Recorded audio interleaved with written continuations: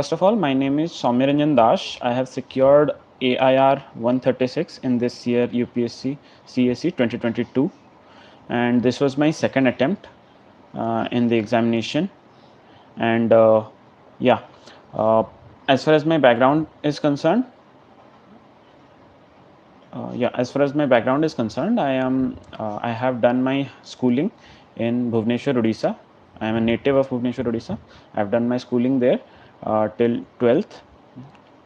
And then after 12th, I gave the IIT JEE entrance examination, and I secured a rank to get into IIT Kanpur. And in IIT Kanpur, I did my degree in electrical engineering, and that was my 4 years degree. My bachelor degree completed in May 2021, and yeah, my first attempt was UPSC CSE 2021. And after May 2021 graduation, I joined Adobe Systems as a software development engineer in July 2021 itself. And first attempt मैंने complete किया उस year, and then I gave the interview. I couldn't make it to the final list though. Thereafter, I gave my second attempt, and I resigned from my job in July 2022, which was almost midway between the prelims and mains gap. And वो मेरा second attempt चल रहा था. And then after July 2022, I gave my mains in the second attempt in September, and thereafter I'm not continuing with any job. So yeah, this was my second attempt. I just saw some questions. So basically, I think this is about my whole background and about my attempts. And to start with, I'll just brief on some of the questions, some of the general questions, which I think should be addressed first. For that, okay, so I'm getting, yeah, please, I think, please hold on for a while with your questions. I'll try to cover some basic questions which I feel is more relevant. तो एक बार वो basic questions खत्म हो जाए, फिर हम individual specific questions पे चलते हैं. Till then let me like first मैं अपना अप्रोच बता देता हूँ. मे बी बहुत सारे क्वेश्चंस जो आप पूछ रहे हैं वो सब ऑलरेडी कवर हो जाए. तो स्टार्टिंग विथ प्रिलिम्स मैंने अपनी जो यूपीएससी की जर्नी है वो स्टार्ट किया था इन द एंड ऑफ 2020. एंड वो कोविड टाइम चल रहा था, तो गैप था, तो इसलिए मैंने प्रिपरेशन स्टार्ट कर दिया था. एंड 2021 मई और जून में प्रीलिम्स का वो डेट था. Prelims exam was supposed to happen in May और जून 2021. तो उसके बाद but it actually got postponed because of COVID. So I had initially in my plan, मतलब मेरा जो प्लान था प्रीलिम्स के लिए वो था 2020 एंड से लेकर मई जून 2021 तक. तो उस हिसाब से मैंने तैयारी शुरू करी थी. And my focus was on covering the standard books of each of the subject, and then covering it, revising it again and again, so that in the end मैं जो स्टैंडर्ड बुक्स है उसको अच्छे से थॉरली कवर कर लूँ. And I truly felt कि अगर हमारा रिविजन स्ट्रांग है then we can take good guesses too. या सो अराउंड 4 to 5 मंथ्स के टाइम में मैंने कोशिश किया था कि कंप्लीट कर लूँ अपने जो स्टैंडर्ड बुक्स हैं. एंड देन मैंने रिवीजन कंटिन्यू किया था बिफोर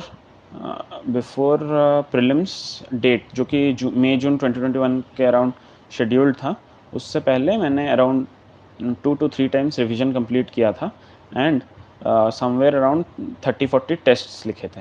बट देन इस टाइम में मैंने पैरेलली ऑप्शनल की भी तैयारी करी थी, बट ऑप्शनल कंप्लीट नहीं हुआ था मेरा. And also there are some topics जो एक्सक्लूसिवली मेंस के लिए थे, तो वो वाले टॉपिक्स भी मेरा छूटा हुआ था. So then the prelims got postpone to October 2021. And वो जो टाइम था टिल अक्टूबर, उसमें मैंने जो सारे टॉपिक्स छूटे थे, for example from my optional, for example some of the mains topic, वो सब मैंने कवर कर दिया था। सो आई थिंक वो थोड़ा एक लक फैक्टर था जो कि मुझे सपोर्ट किया, बिकॉज़ वो पोस्टपोन होने की वजह से मैंने अपना जो कंप्लीट सिलेबस है उसको कवर कर लिया। या एंड देन जब नेक्स्ट प्रीलिम्स हुआ लाइक अक्टूबर 2021 में, उससे पहले मैंने समवेयर अराउंड 30 टू 40 टेस्ट और लिखे थे। तो why am I saying this in my preparation journey to prelims? Because I feel कि जो थियरी हम पढ़ते हैं, सब्जेक्ट हम पढ़ते हैं, वो it holds some relevance, but all that matters is हम कितनी बार रिवाइज़ कर रहे हैं, कितनी बार हम टेस्ट्स लिख रहे हैं। तो यही मेरा सोल जो क्रक्स ऑफ द स्ट्रैटेजी था कि मैं अपने स्टैंडर्ड बुक्स को कितनी जल्दी कंप्लीट कर लूँ with complete understanding of this topic, and then जो मेरे नोट्स हैं या फिर मेरे जो हाइलाइटेड पॉइंट्स हैं बुक्स के, उनको मैं कितनी बार मैक्स टू मैक्स रिवाइज़ कर सकूँ एंड मल्टीपल जितने भी ज़्यादा टेस्ट लिख सकूँ। फॉर एग्जांपल फर्स्ट अटेम्प्ट में मैंने समवेयर अराउंड 70-80 टेस्ट लिखे थे प्रीलिम्स के। Yeah, prelims strategy, I think this is more or less what I followed. And then let's go to CSAT. CSAT somehow थोड़ा सा for me it was a bit easy because मेरा graduation and everything वो C SAT oriented ही है, मतलब mathematics oriented and reasoning oriented ही था। मैंने बचपन से बहुत सारे वैसे टेस्ट लिखे हुए थे, तो लेटेंट मेमोरी में मेरे बहुत सारे ट्रिक्स एंड टेक्निक्स थे जो कि हेल्प करते थे मुझे क्वेश्चन सॉल्व करने में। तो वो मेरे लिए समवट ईजियर था। But what I feel like, मैंने जितने और दोस्तों को देखा है प्रैक्टिस करते हुए, I can fairly suggest to most important thing. एक तो सी सेट को हमें इग्नोर नहीं करना चाहिए अगर we are not very well versed in it. तो what we can do is practice C SAT bit by bit every day. Like हर रोज़ हम लेट्स से 10 से 15 क्वेश्चंस कर सकते हैं, then CSAT would become easier. इस दिस वे हम बहुत सारे कवर भी कर लेंगे topics. And the second important thing is exam time में हमें केयरफुली एनालाइज करना चाहिए कि पेपर कैसा दिया हुआ है। लाइक आई हैव सीन कि many people including me in my earlier attempts, एक अप्रोच रहता है कि we will solve the mathematics questions first and then we'll go to the reading comprehension. But I don't think this is a very good approach, क्योंकि for example इस साल का जैसे paper आया था, the mathematics questions were difficult, but had one concentrated on the reading comprehensions, वो थोड़ा सा easier साइड पे था। तो we should gauge the paper on the day itself, like वो पेपर क्या डिमांड कर रहा है, and then we should strike a balance, जैसे हम प्रीलिम्स पेपर में GS1 पेपर में करते हैं।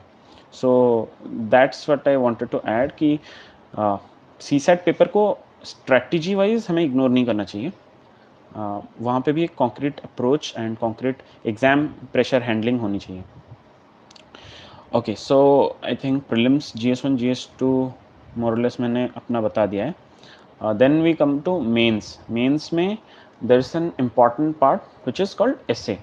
essay first paper होता है and it holds around 250 marks. तो essay के लिए I'll say कि मेरा फर्स्ट अटेम्प्ट में 108 मार्क्स थे एंड मेरे सेकेंड अटेम्प्ट में 129 मार्क्स आए essay में। तो one thing is what was the difference, क्योंकि ये जंप सिग्निफिकेंट था। तो what did I do differently, and second मेरा जो बेस क्या रहता था ऐसे अप्रोच करने का। तो लाइक मैंने कुछ स्पेसिफिक डिफरेंट सा सैम्पल एसेज वो सब फॉलो नहीं किया था, which is a good approach. But मैंने उसके बदले क्या किया था कि I used to collect a lot of quotes about different topics, quotes from different speakers. तो मेरे पास एक कोट्स का गैलरी था, फर्स्ट थिंग। सेकेंड थिंग, मैंने GS के सब्जेक्ट को ब्रॉड पर्सपेक्टिव से पढ़ा था, तो I could link it to any topic. अगर वहाँ पे कोई रिलेवेंस होगा तो I could link it to the topic. So इससे फ़ायदा क्या हुआ कि I could fetch examples and anecdotes easily when it come to essay. तो ये दोनों चीज़ मेरा बेस किया करता था। तो how I started my essay practice, मैं टॉपर्स के नोट्स देखता था एंड जो टॉपर्स के प्रीवियस आंसर्स हैं टेस्ट सीरीज़ में जो ऑनलाइन अवेलेबल होते हैं, उनसे मैंने ये चेक कर लिया था कि how do they right the essay, and वहाँ से एक rough structure and rough idea create कर लिया मैंने। एंड देयर आफ्टर उससे मैंने अपनी राइटिंग डेवलप करने की कोशिश करी थी। सो इन जनरल मतलब मोस्ट ऑफ द टाइम मैं ये एक स्टैंडर्ड अप्रोच फॉलो करता था कि first I will start with a quote और एनेक्डोट, मोस्टली एनेक्डोट, जो कि टॉपिक को एकदम ही बहुत ज़्यादा रिलेवेंट हो, एंड वो मेरा इंट्रोडक्शन हो जाता था। And then I would expand the topic to make many dimensions, and then हर डायमेंशन के कुछ कुछ एग्जांपल्स देते जाऊंगा। This way my pages will be filled, and then at last I will give the conclusion. तो ये मेरा standard approach रहता था। But with this approach I secured 108 marks in my first attempt. तो what did I do different in my second attempt? मैंने अपने brain storming और interpretation इन दोनों में चेंजेस लाए। So before starting with this I will say कि एस्से को हम जब अप्रोच करते हैं तो वो 3 फेज़ अप्रोच होता है। एक तो इंटरप्रिटेशन होता है, दूसरा ब्रेनस्टॉर्म होता है, तीसरा हमारा राइटिंग होता है। इंटरप्रिटेशन पार्ट में इट इज़ इम्पॉर्टेंट कि we interpret the topic correctly. For that हमें हर एक वर्ड जो टॉपिक में है उसके literal meaning and inherent meaning, इन दोनों को ध्यान से समझने की ज़रूरत है। And why this? बिकॉज आजकल ऑलमोस्ट सारे टॉपिक्स ही फिलोसफिकल टॉपिक्स आ रहे हैं। तो if we understand the literal and inherent meaning of all the words in the topic including the commas in the topic, तो उससे हमें ये फ़ायदा होगा कि we will know the topic very well. तो once we know the topic very well तो we can analyse कि हम लोग उस टॉपिक को कैसे अप्रोच करें। For example this year we had the topic, this year के जो टॉपिक्स थे उसमें सेक्शन ए में मैंने अटेम्प्ट किया था a ship in harbour is safe but that is not what ship is for. ये सेक्शन ए में था। एंड सेक्शन बी में टॉपिक था the time to repair the roof is when the sun is shining. ये topics जब मैं पढ़ रहा था तो I could easily sense the inherent meaning of it. But अगर हम समझ नहीं भी पा रहे हैं तब we can also use the Hindi translation of the topic, जो कि हमें हेल्प करेगा टू अंडरस्टैंड कि वो टॉपिक एग्जैक्टली हमसे चाहता क्या है। एंड जो हम इंटरप्रिटेशन करते हैं that also includes how we choose topic for the essay. तो आई थिंक कि हर एक जो टॉपिक्स हैं, जो 8 टॉपिक्स हमें मिलते हैं ऐसे में, उन हर एक टॉपिक में हमें इंटरप्रेट करने की ज़रूरत है कि what the topic really means. And then हमें ये सोचने की ज़रूरत है कि what are the different dimensions we can recall और we can make out from the given topic. तो दिस वे हम एक सूटेबल टॉपिक को चूज़ कर सकते हैं अपने ऐसे के लिए। And once this interpretation is done there comes the brainstorming part. Brainstorming part में इट्स वेरी एसेंशियल कि हम सारे टॉपिक को जितने डिफरेंट डायमेंशंस में खोल सकते हैं खोल लें। And then we have multiple dimensions, and multiple dimensions के हमें प्रॉपर जो इंटरप्रिटेशन है उसके साथ फ्लो में आगे बढ़ना है। Then there comes the examples brainstorming के पार्ट में ही। तो example I feel should be such that हर एक एग्जाम्पल कंप्लीट टॉपिक को जस्टिफाई करे। लाइक अगर टॉपिक में कॉमा करके 2 पार्ट्स दिए हैं, for example a ship in harbour is safe but that is not what ship is for. तो इस टॉपिक में 2 पार्ट्स हैं ना, एक है a ship is harbour in safe and दूसरा पार्ट है that is not what ship is for. तो हमारा जो एग्जाम्पल है वो दोनों ही सब पार्ट्स को जस्टिफाई करना चाहिए। तो ऐसे अगर हम हर एक एग्जाम्पल्स लिखेंगे तो that will be more impactful. This way हमारा डायमेंशंस एंड एग्जाम्पल्स हो जाएंगे। But saying so it's not all. Brainstorming mein I think another crucial part is to delineate number of pages for each of the dimension which we explore. For example अगर हम कोई एक dimension को choose करते हैं तो we should डिलीनिएट कि कितने पेजेस लगेंगे उसमें। For example in my attempts I used to delineate like मेरा जो इंट्रोडक्शन होता था वो समवेयर अराउंड 1 और 1.5 पेजेस होता था। जो कंक्लूजन होता था वो अराउंड 1 पेज का होता था। एंड जो बीच के 8.5 पेजेस रह गए, टोटल 11 पेजेस में से जो 8.5 पेजेस रह गए उसमें मैं अपने डिफरेंट डायमेंशंस को ऐड करता रहता था। हर एक डायमेंशन में आई वुड ट्राई कि मैक्स 3-4 से ज़्यादा एग्जाम्पल्स ना हो, एंड एग्जाम्पल्स बहुत ही वर्बोज ना हो, बहुत क्लीन क्रिस्प वे में लिखा हो, ताकि it should attract the reader. या सो ये ऑलमोस्ट मेरा एसे का अप्रोच था। एंड मैंने फर्स्ट अटेम्प्ट में एक तो इंटरप्रिटेशन में गलती करी थी टॉपिक के, हाउ कि जो 2 सब पार्ट्स थे उसमें से पहले सब पार्ट को मैंने बहुत ज़्यादा एम्फसाइज दे दिया था एंड दूसरे सब पार्ट को बहुत कम एम्फेसिस दे दिया था, जिसमें मेरा ऐसे बहुत स्क्यू हो गया था एंड वो फ्लो भी मेंटेन नहीं हो रहा था। एंड ऑल्सो मैंने पेजेस डिलीनिएट नहीं किए थे, जिसकी वजह से ही ये स्क्यूनेस आया था मेरे अप्रोच में। And one last point in this, I think flow के बारे में आई थिंक मुझे थोड़ा सा क्लैरिटी नहीं था कि व्हाट एग्जैक्टली इज़ फ्लो, जब सब लोग कहते हैं फ्लो फ्लो। तो what I understand is this कि जो एसे में फ्लो डिमांड करते हैं, दैट इज़ लाइक जब हम एक मूवी देखते हैं तो हर एक सीक्वेंस का प्रीसीडिंग सीक्वेंस, सक्सीडिंग सीक्वेंस एक दूसरे को जस्टिफाई करता रहता है। आई थिंक वो वाला फ्लो चाहिए टॉपिक में हम जब ऐसे लिखते हैं। लाइक जब अगर हम कोई पॉइंट लिख रहे हैं तो दैट शुड जस्टिफाई कि वो पॉइंट वहाँ पे क्यों आया।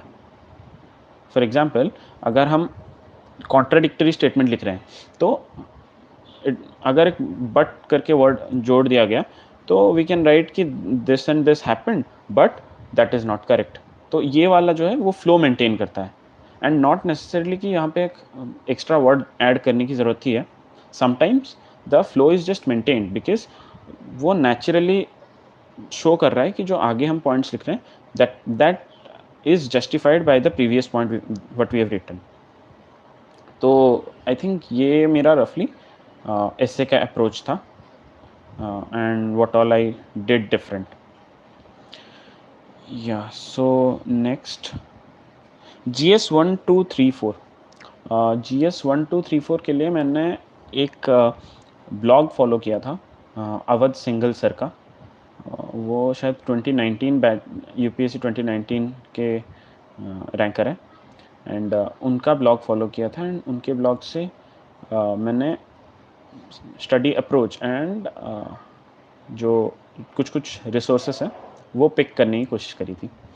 For that I would say कि जो GS 1 GS 2 GS 3 है उनमें बेसिक टॉपिक्स जो है उसको मैं पिक करता था, मतलब बेसिक जो मैंने पढ़ाई करी है फाउंडेशन में उसको पिक करता था। उसमें जो रिवीजन वाला पार्ट है उसको मैं रिपीटेडली रिवीजन मांगता था।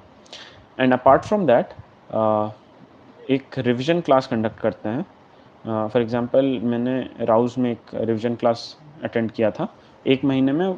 उसमें सारे टॉपिक्स को रिवाइज़ कराते हैं which helped me gain like एक शॉर्ट टाइम इंटरवल में मैंने अपना रिवीजन कंप्लीट किया which was holistic and rich in content. तो that was helpful. Apart from that test series. तो अगेन ये आई थिंक पूरे जो प्रोसेस है प्रीलिम्स और मेंस का उसमें एक चीज़ कांस्टेंट है कि रिवीजन करते रहना है एंड टेस्ट देते रहना है। ये दोनों चीज़ मल्टीपल टाइम्स चलते रहेंगे। GS 4 के लिए आई वुड से कि जो स्टैंडर्ड अप्रोच रहते हैं बाकी टॉपर्स कहते हैं वैसे ही मेरा भी अप्रोच था। लाइक सिलेबस के सारे जो इंडिविजुअल वर्ड्स हैं, कीवर्ड्स हैं, उसको मैंने पिक किया एंड सारे को मीनिंग समझना एंड उनके एग्जांपल्स, उन पे कोट्स, ये वाला प्रैक्टिस मैंने फॉलो किया। And then when it came to exam it was all about writing with the structure कि इंट्रोडक्शन, बॉडी, कंक्लूजन कैसे लिख रहा हूँ मैं। या before going to interview I would say about the book list. I think book list standard कोई भी जो नेट पे अवेलेबल है वो गुड इनफ है। मेरे केस में आई से कि हिस्ट्री में वही स्पेक्ट्रम, मॉडर्न हिस्ट्री का, एंड एंशियंट एंड मिडिवल के लिए तमिलनाडु NCERT, एंड पॉलिटी के लिए मैंने फॉलो किया था Laxmikanth. And apart from that history, polity, economics के लिए शंकर गणेश, एंड शंकर गणेश के बुक आते हैं, and also the economic survey and budget and newspaper. फिर आर्ट एंड कल्चर के लिए नितिन सर के notes, and then NCERT 11th and 12th for my geography. या एथिक्स के लिए मैंने अवध सिंघल सर के नोट्स फॉलो किए थे उनके ब्लॉग से, and also the revision classes. And apart from that newspaper मेरा मैं रोज़ पढ़ता था न्यूज़पेपर, एंड न्यूज़पेपर में हिंदू न्यूज़पेपर मैं फॉलो करता था, एंड ऑल्सो एक जो डेली न्यूज़ एनालिसिस आता है वो, ये दोनों मैं रिलीजियसली फॉलो करता था डेली। अब newspaper I would like to highlight कि व्हाट आई फील कि कैसे न्यूज़पेपर को अप्रोच करना चाहिए। मैनी टाइम्स आई सी कि बहुत सारे लोगों को दिक्कत होता है न्यूज़पेपर को ऑन टाइम कंप्लीट करने का। ऑन टाइम मतलब क्या है कि it should be completed in somewhere around 1 और 1.5 आवर्स। तो यही मेरा टारगेट रहता था। बट जब मैं इनिशियली स्टार्ट किया था newspaper, it was taking me around 3 to 4 hours to complete the newspaper. And some जो रीज़न है इस चीज़ का, वो ये है कि I was new to the topic and every topic felt new to me, so मैं सबको ही पढ़ता रहता था, तो that was taking a bit of time. But a majority of the effort that went into reducing the time was कि मैं किस टॉपिक्स को पढूं एंड किस टॉपिक्स को इग्नोर करूं। So I thought of a basic approach which I followed throughout my journey while reading newspaper कि I'll start with the editorial and text and context page. ये दोनों पेज मेरे लिए बहुत इंपॉर्टेंट पेजेस रहते थे, एंड अक्सर इसमें अच्छे जो क्वालिटी कंटेंट भी आते थे।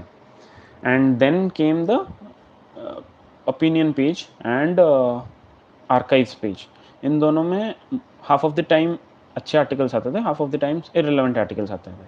तो इररिलेवेंट आर्टिकल्स को इग्नोर करता था एंड अच्छे आर्टिकल्स को पिक करके पढ़ता था। Once these 4 pages are completed, मेरा अराउंड 55 मिनट्स कंप्लीट हो जाता था पढ़ाई का न्यूज़पेपर के। So in the next half an hour what I will do is I will start with headline page जो फर्स्ट पेज होता है, and then news page. Like archive वाले पेज के बाद के जो न्यूज़ पेजेस आते हैं वो होता है न्यूज़ के पेजेस एंड वर्ल्ड अफेयर्स के पेजेस। तो ये तीनों को मैं लाइक रन थ्रू करता था by reading the headlines, and अगर कोई टॉपिक हेडलाइन पढ़ के बहुत ज़्यादा इंपॉर्टेंट लग रहा है तो उसके कंटेंट भी पढ़ लेता था। And then thereafter almost यहाँ पे 15 to 20 मिनट्स ख़त्म हो जाते थे। एंड देन जो बीच के पेजेस हैं, for example the headline page के बाद के पेजेस एंड एडिटोरियल से पहले वाले पेजेस, उन पेजेस को I would try to ignore as much as possible, क्योंकि वो बहुत ज़्यादा स्टेट स्पेसिफिक न्यूज़ होते थे एंड वो ज़्यादा रिलेवेंस नहीं होल्ड करता है। तो ये अप्रोच मैं फॉलो करता था न्यूज़पेपर पढ़ने के लिए, and this help me to reduce the time I took for reading newspaper from around 3 to 4 hours to around 1 to 1.5 hours. And then the daily analysis होता था, वो मैं थोड़ा फास्ट स्पीड पे देख लेता था, and it would complete at max with in 30 minutes. तो अराउंड 2 आवर्स एट मैक्स मेरा डेली टाइम रहता था for newspaper and current affairs, and ये चीज़ मैं रिलीजियसली करता था। बट द क्वेश्चन अराइजेस, क्या मैं इसका नोट्स बनाता था या नहीं। न्यूज़पेपर एंड ये जो न्यूज़ एनालिसिस है, ये देखते वक्त अगर मुझे बहुत ज़्यादा कुछ अनऑर्थोडॉक्स सा पॉइंट या फिर एकदम ही कैची सा फ्रेज़ कुछ ऐसा मिल जाता है, तो उस केस में मैं उसको पिक करता था एंड एक वन लाइनर लिख देता था एक सेपरेट डिजिटल नोट पे। And at the end of the year मेरे पास अराउंड 10-15 पेज का एक हैंडबुक काइंड ऑफ बन जाता था, जिसमें ऐसे unorthodox and catchy points available थे। This helped me in my prelims, this also helped me as a value addition point in my mains.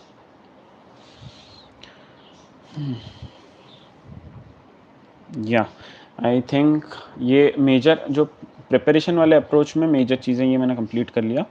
And before going to interview part, I will add one more thing कि previous year questions and syllabus. So whenever we start the previous year questions or syllabus anything, whenever we start the preparation, जो सबसे ज़्यादा frequently हमें सुना जाता है कि we should completely understand the syllabus and also completely understand the PYQ. If not completely understand, somewhat PYQ का idea होना चाहिए and syllabus तो अच्छे से समझना चाहिए. But I have seen कि ये एक doubt raise होता है कि syllabus अच्छे से समझने का मतलब क्या है. There is a list of topics. So what it means is जो मेंस का सिलेबस है उसमें बहुत सारे निटिग्रिटीज़ होते हैं.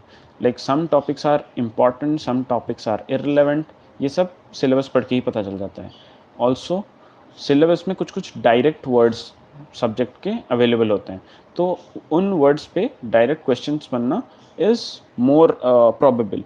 तो उन जो कीवर्ड्स हैं जो सिलेबस में अवेलेबल हैं उनको अच्छे से प्रिपेयर करने की ज़रूरत रहती है. आफ्टर दैट जो सिलेबस है वो हमारा बाउंड्री डिसाइड करता है कि हमें कितना पढ़ना है. तो that's why I think syllabus को अच्छे से समझने की ज़रूरत है. एंड बाय टेलिंग समझना इट मीन्स कि यूपीएससी एग्ज़ाम क्या एक्सपेक्ट करता है हमसे. तो as a practice what one can do is this कि आप स्टार्ट जब कर रहे हो तो एक बार सिलेबस पढ़ लो, अच्छे से समझ लो सिलेबस क्या है, क्या क्या कॉन्टूर्स एस्टेब्लिश कर रहा है. ऑल्दो वो ज़्यादा फील या फिर ज़्यादा आइडिया क्रिएट नहीं करेगा, बट इट्स ओके. उसके बाद आप धीरे धीरे अपने थियरी पढ़ना चालू करो. एंड देन जब जब थ्योरी पढ़ते हैं तो मान लीजिए एक चैप्टर आप कंप्लीट करते हैं तो उसके फिर PYQs लगा लीजिए. इससे आपको क्या होगा कि आपको पता चल जाएगा कि जो सिलेबस में लिखा था what did that mean. Because जब आप एक टॉपिक पढ़ते हो एंड देन उसके PYQ लगाते हो then you know exactly what UPSC is expecting from that topic. And वही चीज़ तो यूपीएससी ने सिलेबस में लिख के दिया था. तो उससे आपकी अंडरस्टैंडिंग डेवलप होती है. एंड ये अंडरस्टैंडिंग फिर कहाँ यूज़ होती है, जब आप न्यूज़पेपर पढ़ते हो. हाउ डू यू डिसाइड कि कौन सा इम्पॉर्टेंट है, कौन सा इररिलेवेंट है, ये आपको PYQ एंड सिलेबस पढ़ के पता चलता है.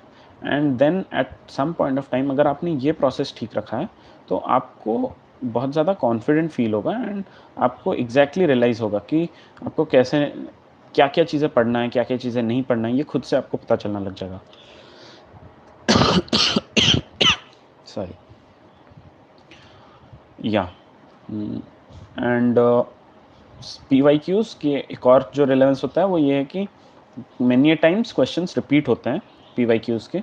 सो वन कैन से कि वंस PYQ आप फॉलो कर रहे हो तो somewhat there is a chance कि आपके क्वेश्चंस रिपीट होंगे and you may know it already. Yeah I think just a minute.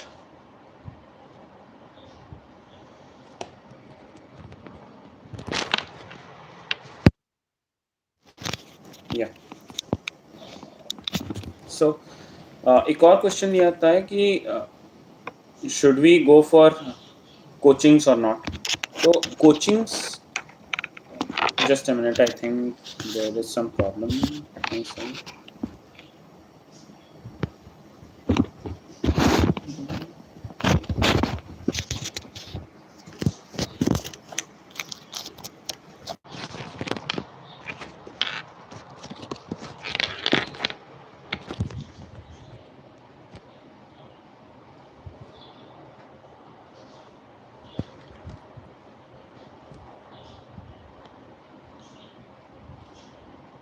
या आई थिंक कोचिंग्स के रिलेवेंस तब बढ़ता है जब हमें चीज़ों को कैसे अप्रोच करना है इसका आइडिया ना हो.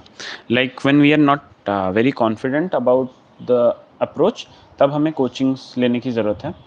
And one can opt to leave the coaching if one feels कि हमें अप्रोच पता है एंड वी आर कॉन्फिडेंट कि हम कैसे क्या पढ़ाई करें.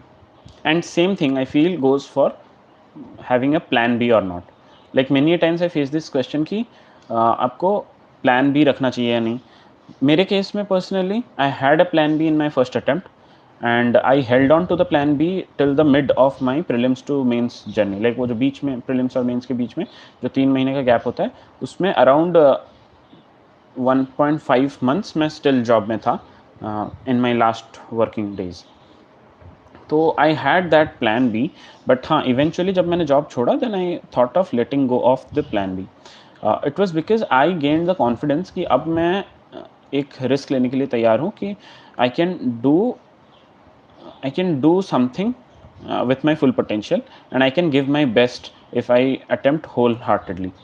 तो ये वाली कॉन्फिडेंस जब तक अगर आपको नहीं आ रहा है, तो I think it is better कि आप थोड़ा अपने एफर्ट्स एंड टाइम मैनेजमेंट पे काम करें rather than completely giving up a plan B.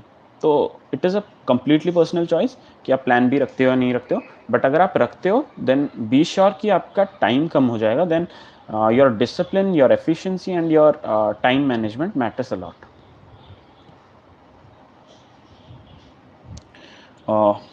Yeah, and I think questions related to NCERT I have said, like मैंने जो बुक्स फॉलो किए थे उसमें सिर्फ ज्योग्राफी का NCERT पढ़ा था 11th-12th का, एंड बाकी किसी का NCERT नहीं पढ़ा था। सो आई डोंट फील कि NCERT बहुत ज़्यादा क्रूशियल है, बट हाँ, अगर आपको स्टैंडर्ड बुक्स पढ़ने में थोड़ा सा भी डिफ़िकल्टी हो रहा है then one should quickly opt for NCERT। वो जल्दी भी ख़त्म हो जाएंगे and they have very lucid and easy way of presenting the topic, तो उससे आपको सब्जेक्ट में डेप्थ मिल जाएगा एंड कंसंट्रेशन बढ़ जाएगा। Then comes how did I prepare my notes. मैं मोस्टली बुक्स में से ही अंडरलाइन कर लेता था, like I I use to take a book and मैं उसमें पेंसिल से अंडरलाइन कर देता था, एंड जब जब मैं रिवाइज़ करता था तो मैं जो पार्ट्स मुझे लगता था कि इररिलेवेंट है एंड थोड़ा गलत से उसको अंडरलाइन किया हुआ था तो उसको मिटा देता था। So this way I could manage कि बुक्स में ही मैं बुक्स में ही कम्प्लीटली अपना नोट्स कंपाइल कर लूँ। तो इससे क्या होता था, मेरा जो प्रिपरेशन का टाइम है, जो पढ़ाई का टाइम है, वो थोड़ा रिड्यूस हो जाता था। I had this time crunch and वहाँ पे मुझे ये हेल्प करता था जल्दी-जल्दी टॉपिक्स को कवर करने के लिए।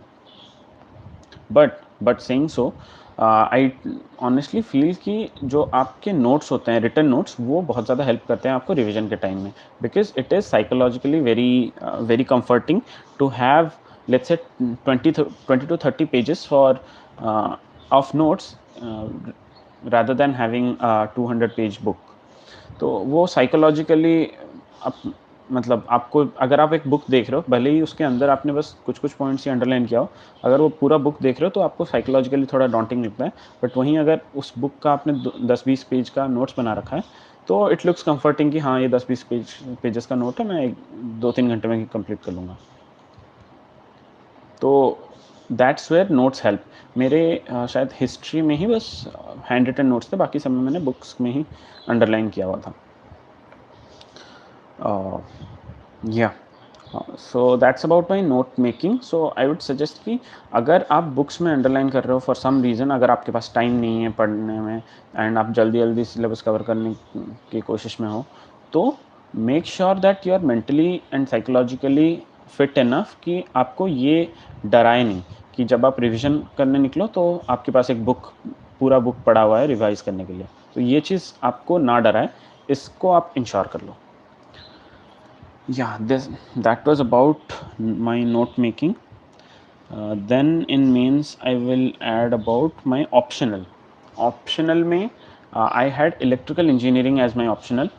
मेरा डिग्री सब्जेक्ट भी इलेक्ट्रिकल इंजीनियरिंग ही था। Why I chose my optional as electrical engineering? Because मेरे को ये कंसिडरेशन था कि मैंने अपने 4 साल की जो इंजीनियरिंग है उसमें इलेक्ट्रिकल इंजीनियरिंग करी है, एंड वो with all efforts and honesty discipline के साथ मैंने पढ़ाई करी है। So it will be an added benefit for me in electrical engineering, first thing.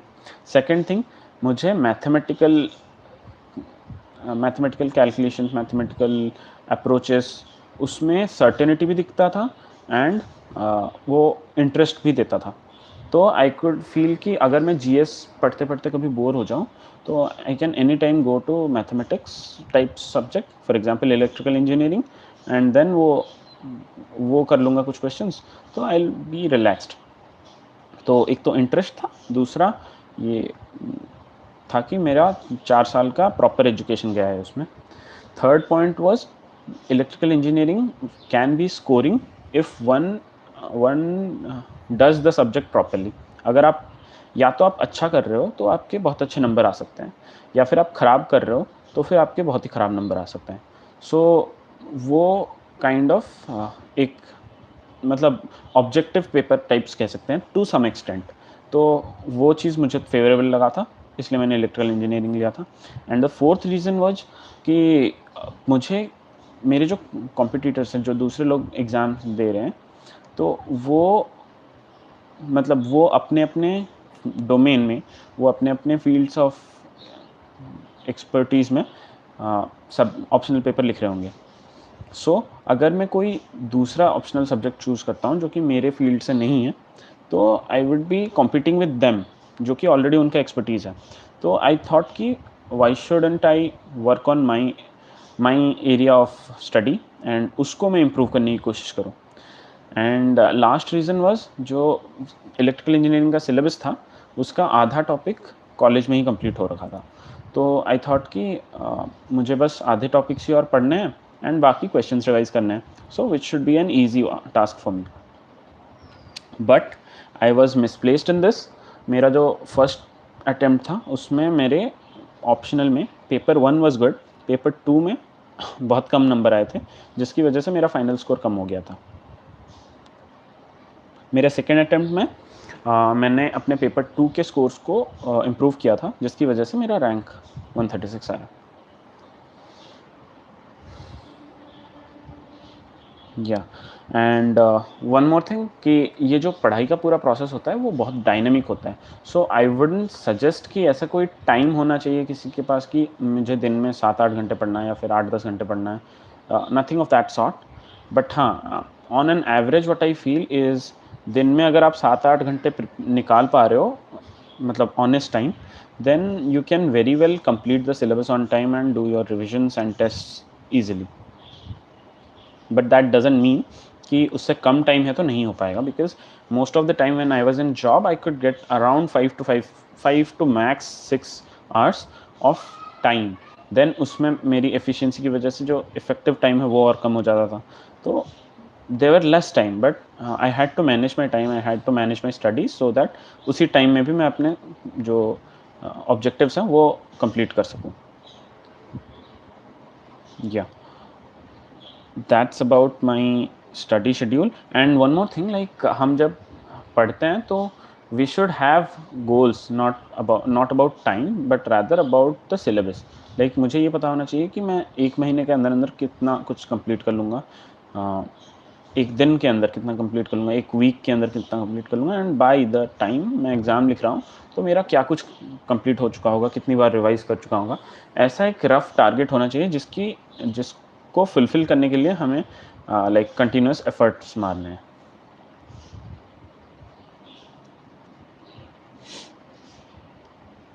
या and about social media, I think that UPSC का जो पर्सनैलिटी टेस्ट होगा, जिसके बारे में हम आगे बात करेंगे, वो वो आपके पर्सनैलिटी को जज करता है। And what I feel is अगर आप सोशल होना ही बंद कर दोगे तो it affects your personality in a negative sense. Like आप लोगों से इंटरेक्ट करना नहीं जान पाते हो, आप लोगों को अपने पॉइंट्स रखना नहीं समझ पाते हो। तो what I feel is one shouldn't be cut off completely from the social aspect at least। if अगर किसी को लगता है कि हाँ मुझे सोशल मीडिया से डिवाइड रहना है, it should be because one is unable to control the addiction to get in to the social media pages again and again.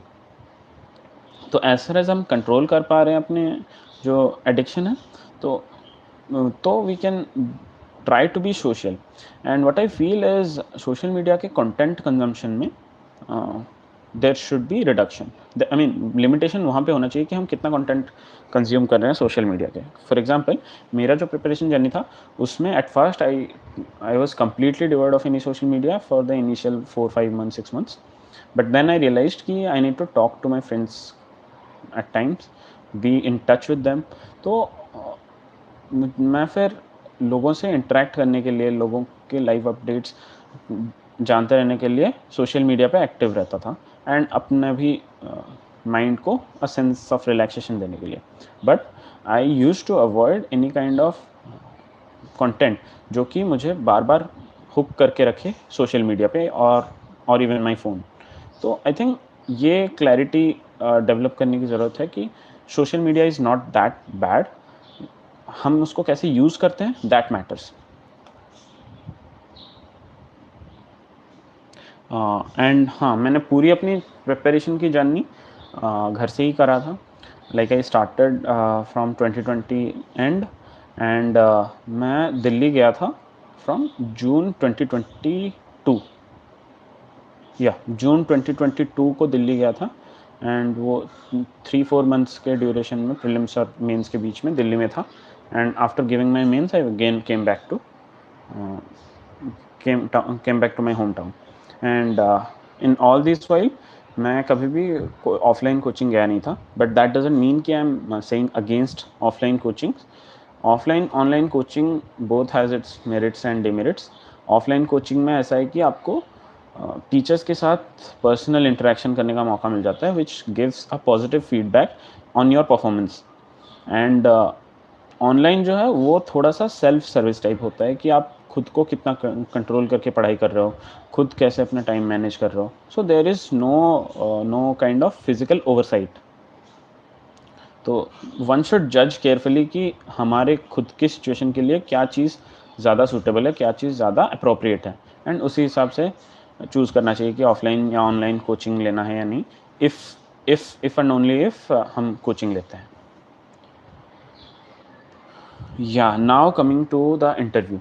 Interview में I think my first attempt I had 187 marks in my first attempt. In my second attempt, I had 168 marks. And both the while मेरा जो interview experience था वो काफ़ी cordial था, काफ़ी अच्छा था। And it was more of a discussion and rather than a question answering session. And like if I start with my interview experience, काफ़ी लोगों को पता होगा, बट स्टिल आई ऐड कि there is 5 member board and there is chairperson हुम, like जिनके बारे में थोड़ा सा आइडिया होता है पहले से, जो यूपीएससी के मेंबर्स होते हैं वही में। एंड उनमें से कौन आपके चेयरमैन होंगे आपको एंड टाइम तक नहीं पता चलेगा, and you will get to know about your chairperson only before you enter the room. तो प्रीवियस आइडिया कुछ नहीं होता, एंड चेयरपर्सन के अलावा जो 4 मेंबर्स होते हैं उन चारों के बारे में कोई आइडिया नहीं होता। So I think it's a futile exercise कि आप ये चेक करो कि आपके चेयरपर्सन कौन है, आप लाइक उनके स्पेसिफिक आप पढ़ाई करो। The thing is you should B prepared for a discussion by anyone. For this, how do we prepare? Interview में आपका जो प्राइमरी जो फोकस एरिया होता है वो 3-4 चीज़ें होती हैं। पहला, एक तो आपका डैफ, आपको अच्छे से थॉरो रहना है DAF, because that is your area of expertise. And आप जब डैफ से कोई रिलेटेड क्वेश्चन आता है then you should know it well, because and वो एक्सपेक्टेड भी रहता है कि अगर हम डैफ से रिलेटेड पूछ रहे हैं, just because it's related to you, you should be able to answer it. And then comes your subject, be it your optional subject और be it your graduation subject. तो ये दोनों सब्जेक्ट के रिलेटेड जो questions हैं उसमें हमें idea होने की ज़रूरत है। बट अगेन अगर बहुत ज़्यादा इन डेप्थ क्वेश्चन आ रहा है देन दे ऑल्सो नो कि हर कोई सब कुछ नहीं जान सकता। And after these two comes the personality aspect. तो पहले जो 2 पॉइंट्स है वो कंटेंट को मैटर करता है, जो तीसरा पॉइंट है वो पर्सनैलिटी को मैटर करता है। पर्सनैलिटी आप ग्रेजुअली डेवलप करते हो लोगों से इंटरेक्ट करके, and then at the interview board you know कि आपको खुद को कैसे प्रेजेंट करना है before the esteemed panel of learned people and retired bureaucrats और करेंटली सर्विंग ब्यूरोक्रेट्स। तो वहाँ पे कैसे खुद को प्रेजेंट करना है वो आपके पर्सनैलिटी पे आता है। आप मतलब जो बेसिक चीज़ें होती हैं जो वहाँ पे बहुत स्ट्रिक्टली चेक होता है, वो ये है कि आप कितने पोलाइट हो, हम्बल हो, एंड कितने ट्रस्टवर्दी हो, कितने ऑनेस्टी एंड इंटेग्रिटी के साथ बात कर रहे हो, कॉन्फिडेंट हो या नहीं, करेजियस हो या नहीं, एंड वल्नरेबल सेक्शंस जो होते हैं उनके लिए सेंसिटिव हो या नहीं। तो ये सब कुछ क्वालिटीज़ होते हैं जो कि बहुत कीनली ऑब्जर्व करते हैं इंटरव्यू बोर्ड में।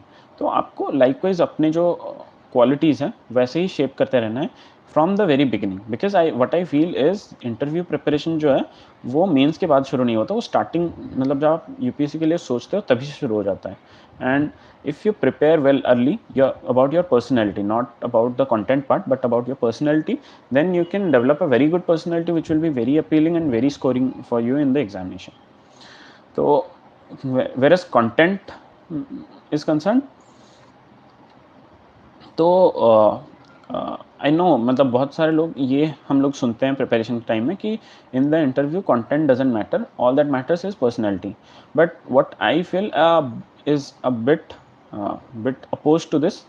आई फील कि जब वो हमें क्वेश्चंस पूछते हैं तो they need a conversation. But अगर हमें कॉन्वर्सेशन को फ्यूल करने के लिए हमारे पास कोई बात नहीं है, then it's a conversation breaker. And जब ये चीज़ होता है तो it creates a negative impression. तो दैट डजंट मीन कि आपके आंसर्स को जज किया जा रहा है, या फिर दैट डजंट मीन कि आपको आंसर पता है या नहीं, वो आपके नॉलेज को चेक किया जा रहा है. द थिंग इज आप कॉन्वर्सेशन को होल्ड कर पा रहे हैं या नहीं. तो अगर आप कॉन्वर्सेशन नहीं बना पा रहे हो तो दैट्स बिकॉज आपके पास उतने कंटेंट है नहीं. तो दैट्स व्हाई आई फील कि personality is checked, but to show our personality we need content, and for content we need preparation. उसके लिए हम स्पेसिफिकली जो डैफ होता है एंड आर सब्जेक्ट्स, इन दोनों पे हम मेनी क्वेश्चंस बनाते हैं. एंड जो डिफरेंट क्वेश्चंस हमने बनाए हैं उसके जो काउंटर क्वेश्चंस क्या क्या बन सकते हैं उसको प्रेडिक्ट करने की कोशिश करते हैं. Let's say a standard preparation can be let's say हम एक क्वेश्चन सोचते हैं एंड देन उस क्वेश्चन के counter questions to the second और थर्ड लेवल क्या क्या हो सकते हैं वो प्रेडिक्ट करके उनके आंसर्स प्रिपेयर करते हैं. And once we do this exercise we know exactly कि हमें इंटरव्यू में मतलब हमारे पास इंटरव्यू के लिए एक ऑलरेडी प्रिपेयर्ड स्टेज रेडी होता है. तो व्हेन क्वेश्चन कम्स मोस्टली वो हमारे प्रिपरेशन कंटेंट से ही आता है.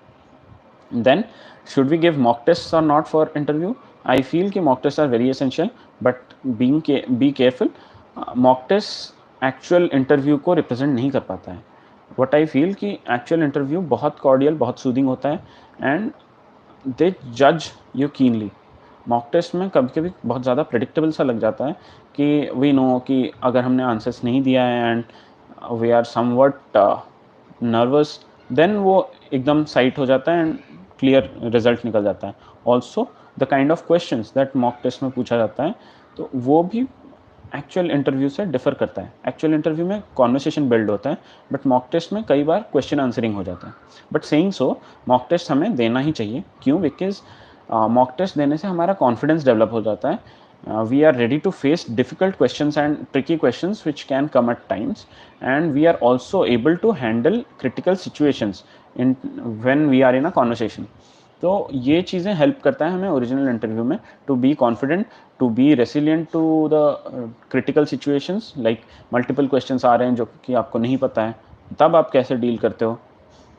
ये सब चीज़ों में मॉक टेस्ट हेल्प करता है. तो आई फील कि mock test are essential, and one should also go for one on one sessions जहाँ पे आपके डैफ को बहुत क्रिटिकली एनालाइज किया जाता है बाय लर्नड टीचर्स. तो one on one session and mock test, इन दोनों से काफ़ी हेल्प मिल जाता है. I gave around 5 mock test in my first attempt and around 7 mock test in my second attempt. Yeah and ये था मेरा इंटरव्यू प्रिपरेशन. आई फील मैंने ऑलमोस्ट सारे पॉइंट्स कवर कर लिया है. Yeah just I like to add, I think I missed it, about my electrical engineering preparation. मैंने जो नोट्स बनाया था इलेक्ट्रिकल इंजीनियरिंग में, I had made flash notes. Like जो इलेक्ट्रिकल इंजीनियरिंग के 14 डिफरेंट सब्जेक्ट्स हैं, एडिंग पेपर 1 एंड पेपर 2, तो उन 14 टॉपिक्स पे हर एक टॉपिक पे 1 पेज का 1 शीट का रादर 14 शीट्स के फ्लैश नोट्स बनाए हुए थे. And it was completely personalised. मतलब मुझे जो टॉपिक्स पता हैं वो मैं ऐड नहीं करता था, जो टॉपिक्स मेरे लिए डिफ़िकल्ट थे उन टॉपिक्स पे ही पॉइंट्स एडेड थे. तो इन द एंड जब मैं एग्ज़ाम देने गया तो I had 14 sheets only to revise. तो it was easy for me, and I think that कोई भी इंजीनियरिंग ऑप्शनल हो या फिर मैथमेटिकल ऑप्शनल हो, उसमें ये चीज़ें हेल्प करेगा। And as far as books are concerned, मैंने स्टैंडर्ड बुक्स फॉलो नहीं किया था। मैं ऑनलाइन जो फ्री कंटेंट्स अवेलेबल होते हैं उनसे देख के ही प्रिपेयर किया था अपने ऑप्शनल को, and also from my college notes. And then after first attempt जब मेरा मार्क्स पेपर 2 में ख़राब आया तो I subscribed in my second attempt to next IAS का जो पोस्टल स्टडी पैकेज होता है उसको मैंने सब्सक्राइब किया, एंड देन वहाँ पे मुझे बुक्स उनके जो होते हैं वो मिल गया था, एंड वो बुक्स से मुझे बहुत ज़्यादा हेल्प भी हुआ, and I got to practice a lot. For practice I followed previous year question CSE के एंड ESE के, बोथ वेर हेल्पफुल। CSE के previous year question somewhat easier होते हैं, एंड ESE के जो प्रीवियस ईयर क्वेश्चन थोड़े डिफिकल्ट साइड पे होते हैं, तो doing both of them gives a complete perfect balance. एक और क्वेश्चन जो कि ये है कि मैंने मैथमेटिक्स चूज़ ना करके इलेक्ट्रिकल इंजीनियरिंग क्यों चूज़ किया था। ये पर्टिकुलर क्वेश्चन का आंसर ये है कि इलेक्ट्रिकल इंजीनियरिंग एक तो मेरा डिग्री सब्जेक्ट था, and I had done my degree with discipline, तो मुझे उसके अच्छे आइडिया थे, एंड ऑलरेडी कॉलेज में काफ़ी सारे सब्जेक्ट्स जो हैं इलेक्ट्रिकल इंजीनियरिंग के वो कवर हो चुके थे, तो I had to read less when it comes to electrical engineering, and I had to complete the whole syllabus if I had chosen mathematics. Yeah, I think I don't have any more topic to discuss. सारे questions जो मैंने सोचे हुए थे वो सब discuss कर लिया है, तो yeah I am open to discussion now. मतलब अगर किसी को कुछ कमेंट्स हैं, किसी को कुछ इनके अलावा कुछ स्पेसिफिक जानना है तो they can comment.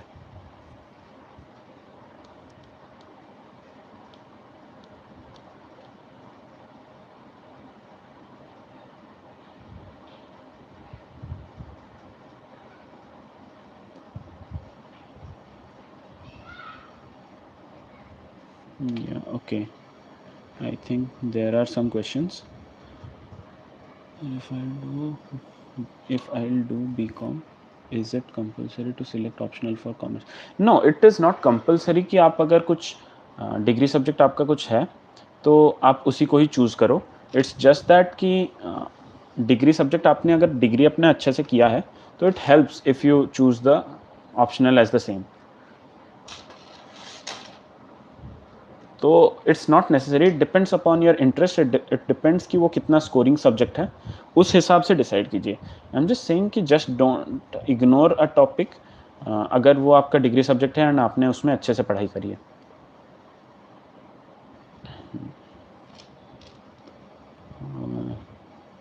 You take coaching? I didn't take coaching. मेरा इनिशियली जो फाउंडेशन वाला पार्ट है वो मैंने खुद से कंप्लीट किया था, and then between the prelims mains gap मैंने वो रिवीजन क्लास 1 महीने का ज्वाइन किया था, एंड अपार्ट फ्रॉम दैट मैंने टेस्ट सीरीज़ दिए हुए हैं, एंड वो रिवीजन क्लास मैंने राउस का ज्वाइन किया था, एंड टेस्ट सीरीज़ मैंने दिए थे डिफरेंट कोचिंग्स के, एंड मॉक टेस्ट भी दिए थे डिफरेंट कोचिंग्स के। कितने आवर्स पढ़े प्रिपरेशन में? अगेन एज आई सेड कि कोई फिक्स्ड टाइम नहीं था, but on an average you can say कि जब जब जॉब था तब 5 आवर्स होते थे on an average daily, and when not in job around 7 to 8 hours easily हो जाते थे, कभी कभी 10-11 तक भी स्ट्रेच हो जाते थे। Did you take coaching classes ever? Sir आप एथिक्स के लिए कौन से बुक फॉलो किए थे? एथिक्स के लिए मैंने स्पेसिफिक कोई बुक फॉलो नहीं किया था। अवध सिंघल सर का जो ब्लॉग है वो ब्लॉग से मैंने नोट्स एक्सट्रैक्ट किए थे, एंड वो जो रिवीजन क्लास मैंने किया था। सर आपका ऑप्शनल सब्जेक्ट ऑलरेडी टोल्ड। आपका अटैम्प्ट कौन सा था? Second attempt. सिलेबस कैसे समझे सर, और PYQ को कैसे एनालाइज करें? I think Raj Gamer, if you are here, I think I have answered this question कि syllabus को कैसे समझें and PYQ को कैसे analyze करें।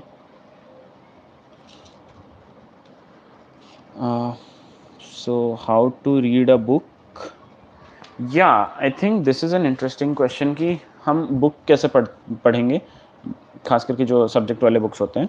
आई थिंक जब आप स्टार्ट करते हो तो आपको इतना आइडिया नहीं होता कि क्या चीज़ें इंपॉर्टेंट है, क्या चीज़ नहीं इंपॉर्टेंट है, एंड मोस्टली यही होता है कि आपको लगता है सारी ही चीज़ें इंपॉर्टेंट है। तो then if you start making notes there will be a lot to write. तो what one can do is, अगर आप हैंड रिटन नोट्स लिख रहे हैं तो फिर don't start it from your first reading itself. आप हैंड रिटन नोट्स को थोड़ा सा सेकेंड आइटरेशन से स्टार्ट कर सकते हैं, फर्स्ट रिवीजन के अराउंड स्टार्ट कर सकते हैं। That way you will be in a good position to analyse कि क्या चीज़ें आपके नोट्स के अंदर जाना चाहिए, क्या चीज़ें आपके नोट्स के अंदर नहीं जाना चाहिए। As far as my preparation was concern, मैंने बुक में अंडरलाइन करके प्रिपरेशन किया था। तो I started it from my first reading and तो बुक्स में अंडरलाइन करने के लिए I didn't have to do much and like जब जो जो चीज़ें मुझे इंपॉर्टेंट लगा मैंने पेंसिल में अंडरलाइन किया and then I would erase the things जो बाद में लगा कि नहीं इतना भी ज़्यादा इंपॉर्टेंट नहीं था, आई जस्ट अंडरलाइंड इट, तो उसको इरेज कर देता था। And if I have some extra points to write, मैं बुक में ही पेन में या फिर पेंसिल में कहीं साइड पे ऐड कर देता था पॉइंट्स। तो ये था मेरा बुक के रीडिंग का approach. Sir, how to make study productivity.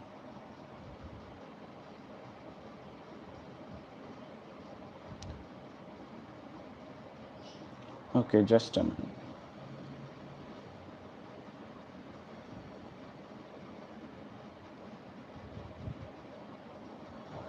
Okay, so how to make study productivity? Study productivity के लिए I think you have to have a clear goal in mind.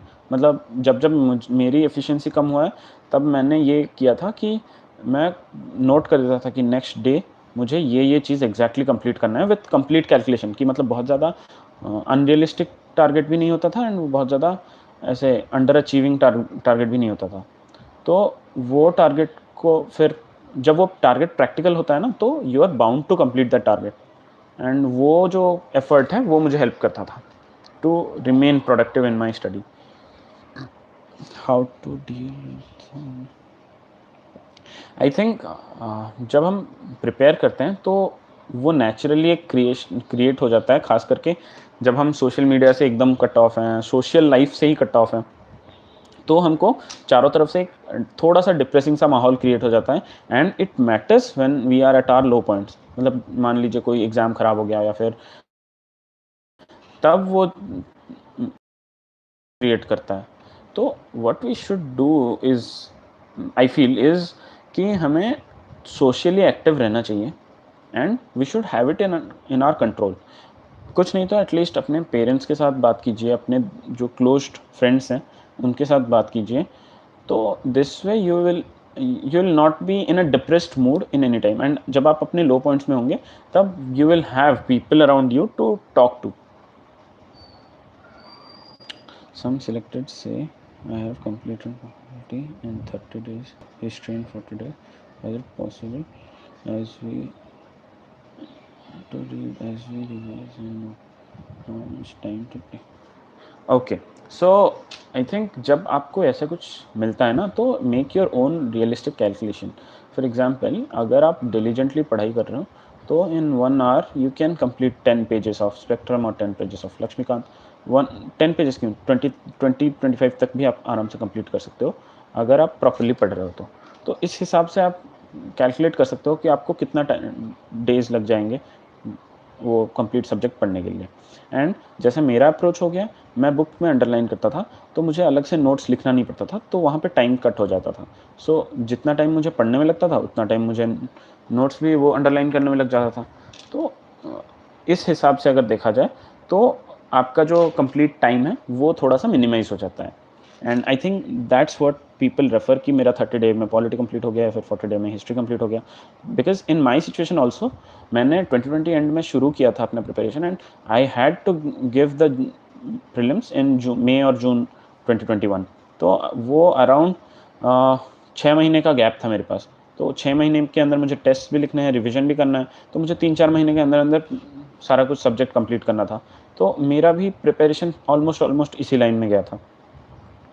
But saying so this is completely personal. अगर आपको थोड़ा ज़्यादा time लगता है, it doesn't matter. All that matters is आप कितने अच्छे से समझ रहे हो, कितने अच्छे से अपने टॉपिक्स को कंप्लीट कर रहे हो, so that you are able to retain it properly and you are able to revise it at a later point of time. Spectrum में तो बहुत सारे फैक्ट्स होते हैं, उन्हें कैसे याद किए थे आप? देखिए, स्पेक्ट्रम में आपको सारे फैक्ट्स, स्पेक्ट्रम क्या, फॉर दैट मैटर कोई भी बुक में आपको सारे फैक्ट्स याद रखने ही नहीं है।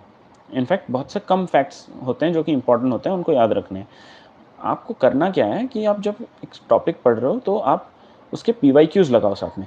तो उससे क्या होगा, आपको आइडिया लग जाएगा कि कौन से फैक्ट्स इंपॉर्टेंट है, कौन से फैक्ट्स रिलेवेंट है, क्या चीज़ पढ़ना है, बिल्कुल फैक्ट्स पढ़ना भी है या नहीं। ये चीज़ को आइडिया आपको खुद ब खुद लगता जाएगा। एंड जो चीज़ आपको इंपॉर्टेंट लगे आप उसको अंडरलाइन कीजिए या फिर अपने नोट्स में लिखिए।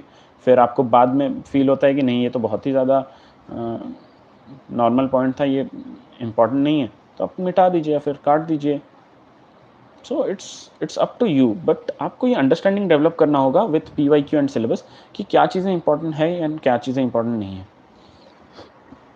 Sources for GS paper 2, GS paper 2 polity Laxmikanth, international relation was from newspapers and governance. Okay, governance भी थोड़ा बहुत न्यूज़पेपर एंड लक्ष्मीकांत, या दैट्स इट। एंड इन सब के अलावा जो राउज का मैंने रिलीजन क्लास फॉलो किया था।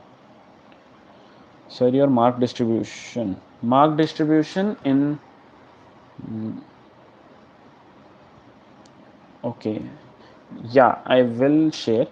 Before that, mark distribution, I'd say in my first attempt, I'll just check to give the perfect answer.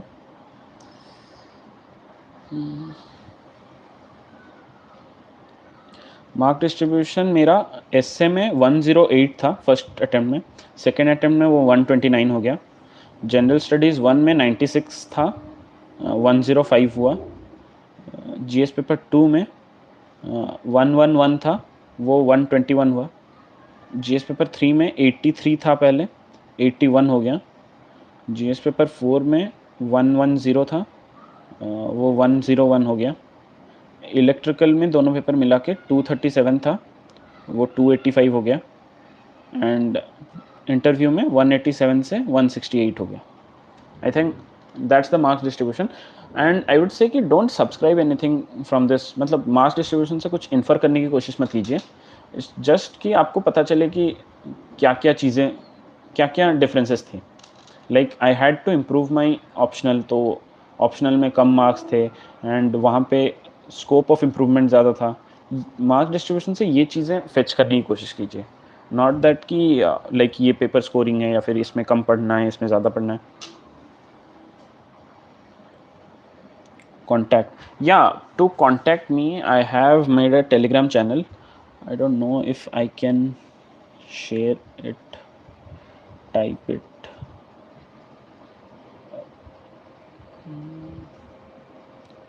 Okay, so what I'll do is I'll just name the Telegram channel.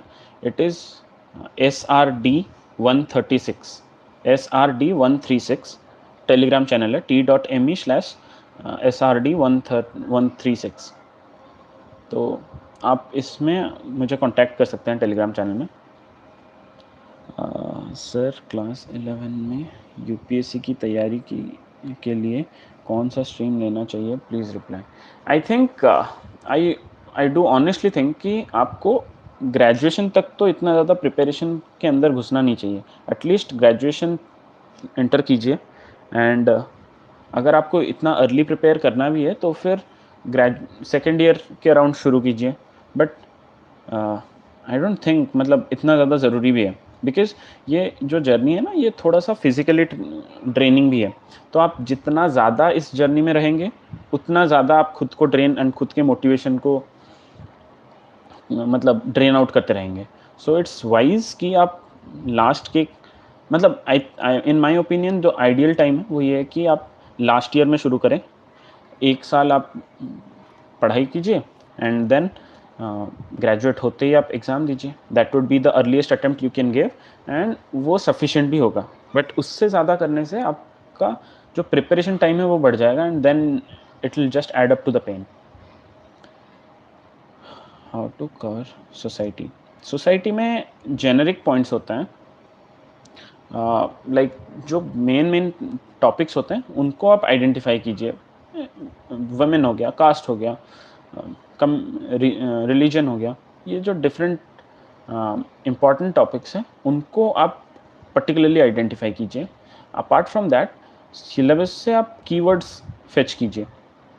Syllabus में easily वो keywords मिल जाएंगे आपको जो society से related है, तो उन keywords को फेच करके उन पे आप अपने नोट्स प्रिपेयर कीजिए, उन पे अपने वैल्यू एडिशन पॉइंट्स प्रिपेयर कीजिए.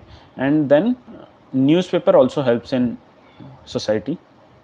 तो इन तीनों चीज़ों में जो मिक्स्ड रिजल्ट्स आता है वो आपको हेल्प करेगा.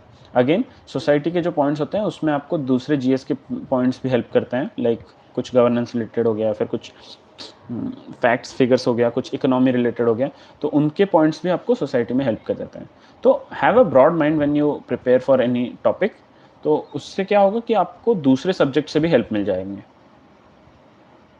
How to analyse PYQ. PYQ I think important is कि आप ये अंडरस्टैंड करो कि किस टॉपिक पे किस चीज़ पे क्वेश्चन पूछा जा रहा है, first thing. Second thing is वो क्वेश्चन का कोर डिमांड क्या है. लाइक मतलब सेम क्वेश्चन लेते हैं, for example what is cyber security. ये बहुत फैक्चुअल क्वेश्चन हो गया कि साइबर सिक्योरिटी क्या है. बट वहीं अगर क्वेश्चन ये होता है कि how cyber security affects the women in India, ये बहुत इन डेप्थ क्वेश्चन है कि how an aspect is affecting different other aspects. तो यहाँ पे एक तो आपको साइबर सिक्योरिटी के बारे में पता होना ज़रूरी है, विमेन के बारे में पता होना चाहिए, एंड देन उसके लिंक के बारे में पता होना चाहिए. सो ऐसे क्वेश्चंस ज़्यादा रिलेवेंट है. एंड यूपीएससी के जो प्रीवियस ईयर क्वेश्चंस होते हैं वो मतलब यूपीएससी के जो क्वेश्चंस ही होते हैं वो इसी टाइप के ही क्वेश्चंस होते हैं. So you need to see this, ये जो इंसाइट है ये चीज़ आप खुद डेवलप करो. And then previous year question को एनालाइज करते वक्त ये भी आपको हेल्प मिलता है कि मतलब बुक्स के कौन से टॉपिक्स को आप इग्नोर कर सकते हैं. अब एक बार ये चीज़ें हो गया तो सिलेबस के जो प्रीवियस ईयर क्वेश्चंस होते हैं उनको आपको खुद से सॉल्व भी करना है, because many times topics themes वो रिपीट होते हैं, first thing. And second thing, many times आपको जब वो रिपीट करते हो, वो क्वेश्चन आप खुद से लिखते हो, तो आपकी जो आंसर राइटिंग कैपेबिलिटी है वो डेवलप हो जाता है. How to decode syllabus and how to relate. I think I have already covered this कि हम सिलेबस को डिकोड कैसे रिलेट टू PYQ. आप सिलेबस को डिकोड करते हो, जब आप इनिशियली प्रिपरेशन स्टार्ट करते हो तो आपके पास syllabus is just some English words, तो उनको एज उनका लिटरल मीनिंग समझिए. एंड उससे अपने जो पढ़ाई के कॉन्टूर्स हैं उसको अंडरस्टैंड करने की कोशिश कीजिए कि कहाँ तक मुझे पढ़ना है theory. And then once these things are done तो PYQ लगाइए. PYQ लगाएंगे तो आपको रियलाइज़ होगा कि किसी एक टॉपिक से यूपीएससी क्या क्या चीज़ें पूछना चाहता है. And once you know that then you can say कि अगर यूपीएससी मुझे ये चीज़ें क्वेश्चन पूछना चाहता है तो सिलेबस में किस तरीके से उसने उस चीज़ को प्रेजेंट किया था, उस डिमांड को प्रेजेंट किया था. तो वहाँ से आप सिलेबस को भी डिकोड करने में हेल्प होगा एंड आपको PYQ समझने में भी हेल्प होगा. How to cover current. Okay, I think 2 questions लगातार हैं which has the same answer. First attempt में मैंने मंथली मैगजीन किया था विजन का, एंड वो प्रॉपर रिलीजियसली फॉलो किया था एंड उसके नोट्स भी बनाए थे मैंने. एंड इसके अलावा newspaper and news analysis daily, ये हो गया फर्स्ट अटेम्प्ट. सेकेंड अटेम्प्ट में मंथली मैगजीन बंद हो गया एंड बस newspaper and news analysis daily. I think that is exactly what I did. And newspaper को कैसे पढ़ा था वो मैंने ऑलरेडी बता दिया है वीडियो में. या लॉट्स ऑफ सेल्फ डाउट आते हैं due to bad academic performance. एक परसेप्शन है कि okay. So what I can tell is, मतलब मेरा खुद का IIT बैकग्राउंड है, सो I may not be a very credible person to answer this question, but what I know and understand is कि बहुत सारे टॉपर्स हैं ऐसे, जुनैद अहमद सर हो गए, जिनके एकेडमिक बैकग्राउंड बहुत ज़्यादा स्ट्रॉन्ग नहीं रहे थे, and yet he has scored exceptionally well. तो इट डजेंट मैटर आपके प्रीवियस एकेडमिक परफॉर्मेंस क्या थे, ऑल दैट मैटर्स इज आप एक गुड स्टूडेंट हो सकते हो या नहीं। And what do you mean by good student, आप कॉन्सेंट्रेशन, कंसिस्टेंसी एंड डिसिप्लिन दे सकते हो या नहीं टू दिस प्रिपरेशन, क्योंकि ये डिमांड वही करता है। तो बस अगर आप उतना डिसिप्लिन दे पा रहे हो, then it is good for you कि आप उसको मैनेज कर सकते हो। एंड आपका जो प्रीवियस परफॉर्मेंस होता है वो ना तो आपके इंटरव्यू में मैटर करता है, ना ही आपके प्रिपरेशन जर्नी में मैटर करता है। So all you need to do is a fresh start and full hard work देना है with proper strategies. Source for environment again मैंने करंट अफेयर्स कवर किया था। See like I think I should give a disclaimer here, मैं purposefully जो sources हैं वो disclose नहीं कर रहा हूँ, लाइक कंप्लीट चीज़ें। इट इज़ बिकॉज मेरे काफ़ी सारे सोर्सेस थोड़े से एड हॉक हैं, लाइक जैसे एनवायरनमेंट हो गया, वो मोस्टली न्यूज़पेपर से, करंट अफेयर से, उससे कंप्लीट किया है मैंने। एंड कुछ कुछ बेसिक्स मैंने यूट्यूब फ्री वीडियोस से देख लिया है। So it's not very organised, and हमारी जो प्रिपरेशन स्ट्रेटजी है वो प्रॉपरली ऑर्गेनाइज्ड होनी चाहिए। सो what I can suggest is, आप कोई भी दूसरे टॉपर्स के बुक लिस्ट देख लीजिए, मोर और लेस बुक लिस्ट सेम ही रहता है, and then make your changes जो कि आपके लिए पर्सनलाइज्ड हो। फॉर एग्जाम्पल, जैसे मैंने भी प्रिपरेशन स्टार्टिंग करते वक्त बुक लिस्ट चेक किया था, एंड आई फेल्ट कि हाँ, spectrum is a good book, I should read it. मैंने स्टार्टिंग में कुछ कुछ पढ़ा था, and I felt confident about the book, and I continued it. Same goes for Laxmikant. But मैंने एनवायरनमेंट के लिए दूसरे सोर्सेज फॉलो किए, लाइक यूट्यूब वीडियोज़ हो गया, एंड मैंने आर्ट एंड कल्चर का अलग से डिटोर लिया। एंड वही था, like I use to check कि क्या चीज़ें, क्या बुक्स, क्या नोट्स मेरे लिए फेवरेबल हैं, and that way I use to cover it. So I would suggest कि कोई भी टॉपर का आप देख लो book list, and then amend it to your own. Same goes for science and technology, current affairs. First attempt I couldn't get it on the final list. मेरा marks overall 932 था after interview, which was 20 short of the cut off mark for unreserved.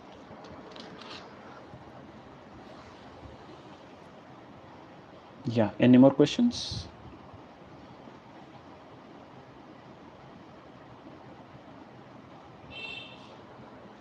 Okay, I think we can close the discussion over here, and by doing so, I really thank.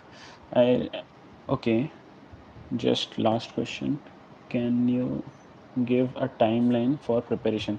Okay, so I have already shared the timeline in the video. I mean, जब ये video publish होता है, you can check the timeline. मतलब मैंने काफ़ी detail में समझाया था, आई थिंक वापस से बोलूँगा तो बहुत ज़्यादा टाइम जाएगा उसमें। And can we skip monthly magazine? हाँ, आई थिंक जब आप मंथली मैगज़ीन कर रहे हो ना, तो do it diligently. In fact for that matter, कोई भी टॉपिक, कोई भी सब्जेक्ट, कोई भी बुक जो आप कर रहे हो, उसको प्रॉपर्ली करो। मतलब ये मत कीजिए कि आप 2 महीने कर रहे हैं, फिर 1 महीना छोड़ रहे हैं, फिर 2 महीने कर रहे हैं। That doesn't serve the purpose. तो आई वुड सजेस्ट कि अगर आपके पास टाइम है तो आप मंथली मैगज़ीन कीजिए, बट अगर आपके पास टाइम नहीं है, देन ऑल्सो आप कुछ और तरीके यूज़ कर सकते हैं। फॉर एग्जांपल PT 365 हो गए, जो विज़न के आते हैं, या फिर जो रिवीजन क्लासेस होते हैं उनमें भी करंट अफेयर्स पढ़ाते हैं, मतलब करंट अफेयर्स के टॉपिक्स बताते हैं। So all that matters is how you are able to tackle the questions that are about the current dealings of the nation.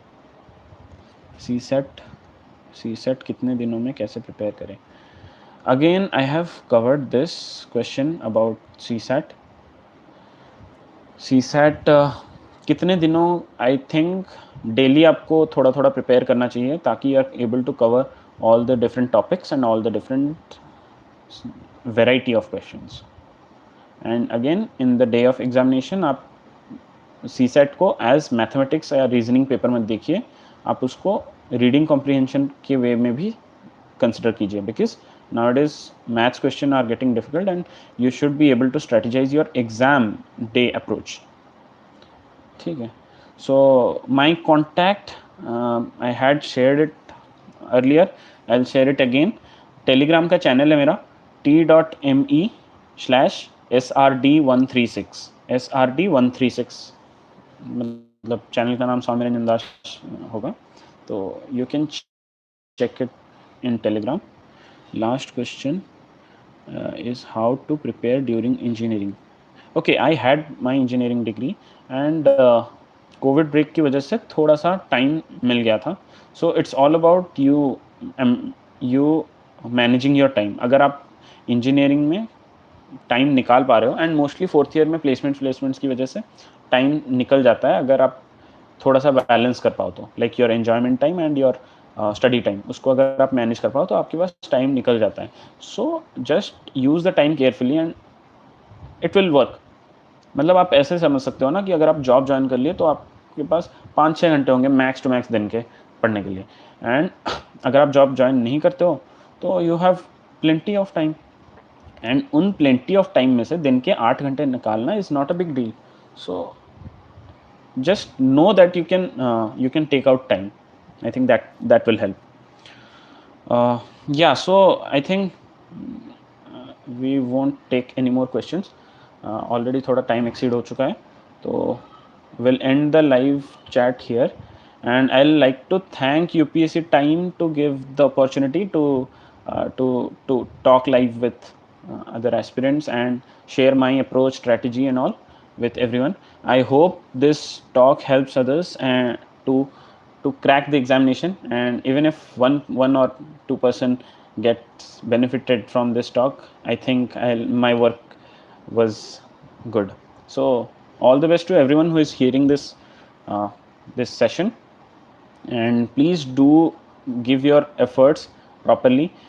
Please do take proper strategy. Please course correct yourself whenever you are wrong, and most important than anything else, always have faith and always do your hard work. So yeah, thank you so much.